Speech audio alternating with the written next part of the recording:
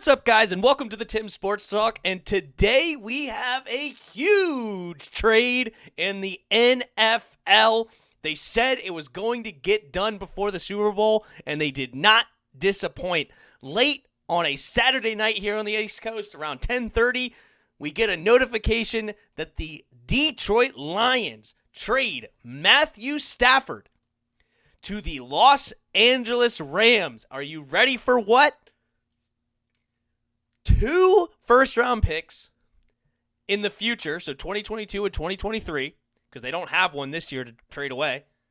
A third-round pick this year, and Jared Goff. What? Like, that's insane. What kind of trade is this? You, think for both, oh my God, the Lions just got Jared Goff. Bleh, who cares about that, right? But that's a huge contract. But then you're like, oh, well, the difference of the contract's not that much. Because Matt Stafford's a 33, and then Jared Goff's a 35. So it's only a $2.5 million difference in cap hit this year. Jared Goff's under contract for 4 years, so the Lions will have their quarterback going forward. They also get a lot of draft capital. But the Rams upgraded at quarterback, right? Matthew Stafford's definitely a better quarterback than Jared Goff. Just he hasn't had the coach and the defense that Jared Goff has. So who won? Right? When you look at this trade, you think who won? And first of all, I'm a Skins fan. So this was way out of our league. I'm thinking a first and a third and maybe a player for Matthew Stafford. 2 firsts, a third, and a player? Holy, we were not even close in this sweepstakes for the Washington football team. But no, nonetheless, we're going to get back to this trade. So, what does this mean? What does this mean? I think it's a little bit of both, right? The Lions definitely won, right? They got rid of their quarterback that's aging. Not super old. He could have been a quarterback for a few more years, but we got rid of him.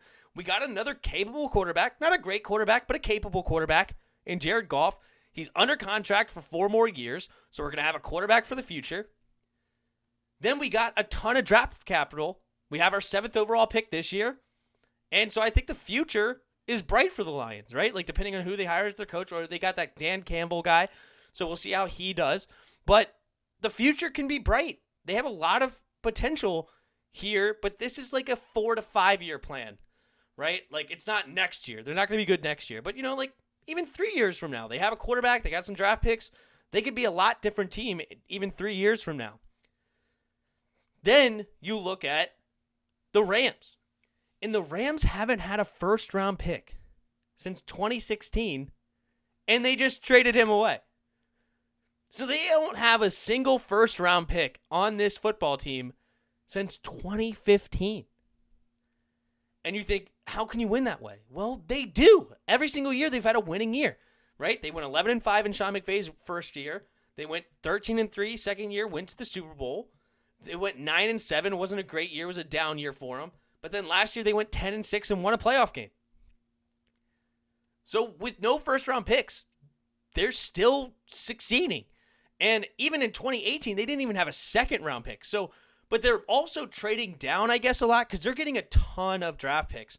They had 9 draft picks last year, even though they had no first. They had 7 the year before that with no first. They had 8 before that with no first. So they're still getting a ton of draft capital coming in. It's just not high value.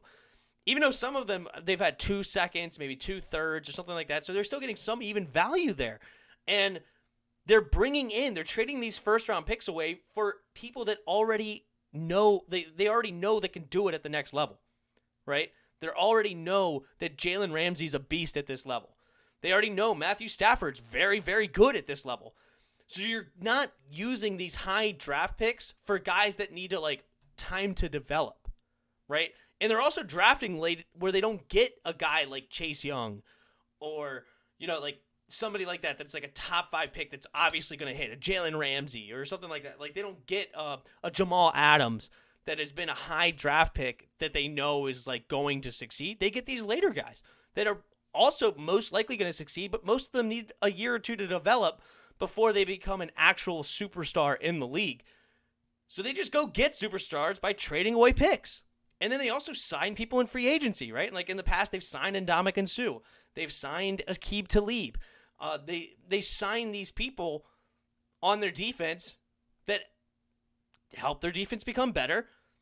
They trade away their first-round picks for capable people, and then they use a bunch of the late-round picks that they have to fill out the rest of their team.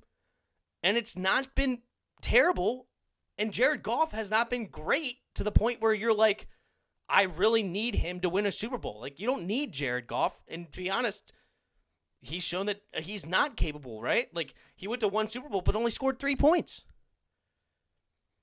Right? It's not that impressive, really, especially when you have a top 5 defense on the other side. The Lions, though, they got to make sure that they use these picks correctly, right? You got all this capital now.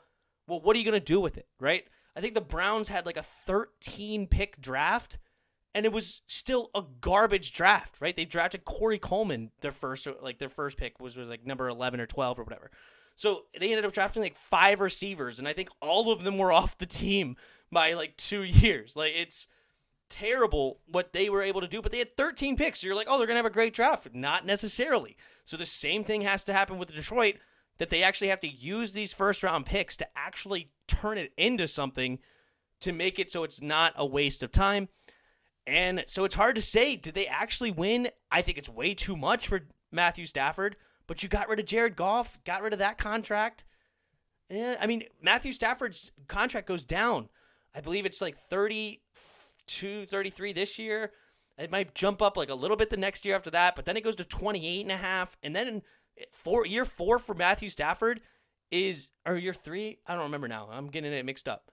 No, I think it's 33 this year, 28.5 next year, and only $3 million the year after that. Like, we could go here, actually. So, yeah, 2021, it's 33. Then it's 26. Then it's 3.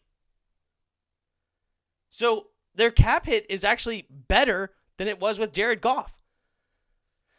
Man, oh man. Crazy, crazy trade here, and it just shows that most teams were not even close in the ballpark. I know San Francisco offered, I believe, 2 seconds, 2/3 to the Lions, which is not really good in comparison because who's the quarterback going to be? I guess if they were able to trade Jimmy G in that same trade, but meh.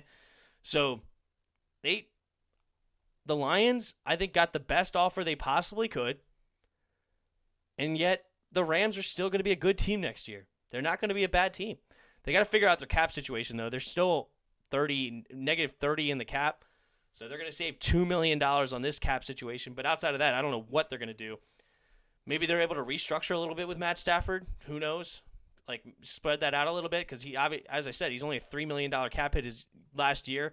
So maybe move $10 million from this year, make that a 25, and move $10 million, make this a 16, and this turns into a 23. Maybe just figure out something like that to restructure his deal. But yeah, that's the news. That's the first piece moving in this QB carousel that we're going to have. It's expected to have potentially 15 quarterbacks moved. And I don't even know if Jared Goff was really listed as one of those, but maybe he was. I don't know. It's going to be like almost half the league is going to be moving their quarterback after this season, whether it be retirement, whether it be trade, whether it be free agency, whether it be draft pick, who knows. Like, it's going to be a lot of moving pieces, and step 1 just happened tonight, Saturday, January 30th. So, awesome. Well, thank you for sticking around to the end of the video.